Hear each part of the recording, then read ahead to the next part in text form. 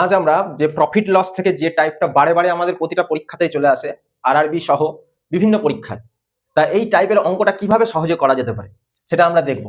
দেখো, বলেছে if an item is sold at 13% loss, কত সোল্ড করছে, কত 13% লসে বিক্রি করছে, and 14% profit, then the difference between both the price is ₹162, when is the cost price of the item. তাহলে আইটেমটার কস্ট প্রাইস বের করো। তাহলে এই ধরনের অঙ্কগুলি দেখো, তুমি যদি অনেক ভাবো, অনেক কিছু করতে গেলে তোমার কিন্তু টাইম অনেকটা চলে যাবে, তুমি ঠিকঠাক ভাবে অ্যান্সার করে আসতে পারবে না।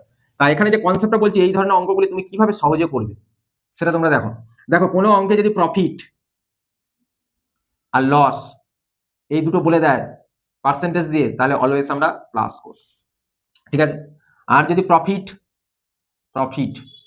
দুটো বলে দেয়, সেই ক্ষেত্রে মাইনাস করবো। ক্লিয়ার? তাহলে দেখো, তোমরা এখানে দেখো, লস বলেছে, প্রফিট বলেছে, পার্সেন্টেজ, তাহলে কি করব, সাম করব। তাহলে তুমি ডাইরেক্ট কি করবে, 13 প্লাস 14% সমান সমান কত, 162, তাদের পার্থক্য বলেছে। তাহলে 4 আর 3 কত হচ্ছে 7, 27%, 162, তাহলে 1% ঐকিক নিয়ম আর কি, যেটা আমরা ছোটবেলায় শিখেছি, 27, তাহলে 100 এ কত, 162 বাই 27 গুণ 100।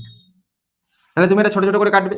তাহলে ছোট ছোট করে কাটতে গেলে কি হবে, 3 9 27, 3 5 15 16, 3 4 12, 6 9 54, তাহলে কত হলো 600।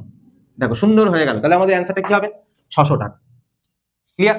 তাহলে আমাদের অ্যান্সার হলো 600 টাকা। দেখো, এই অঙ্ক এই ধরনটা করতে গেলে অনেক বড় করে লোক করে, কিন্তু আমরা সেটা খুব সহজে এই টেকনিকটা, এই কনসেপ্টটা মাথায় রাখলে আমাদের খুব সহজ 2 থেকে 3টে লাইনে হয়ে যাবে। আর যে একটু ক্যালকুলেশন ভালো পারবে, মুখে মুখেই হয়ে যাবে। ঠিক আছে? তাহলে এই ধরনের অঙ্ক তোমরা এইভাবে ডিল করবে এলে, আশা করি খুব সহজে প্রতিটা পরীক্ষাতেই তোমরা করে ফেলতে পারবে।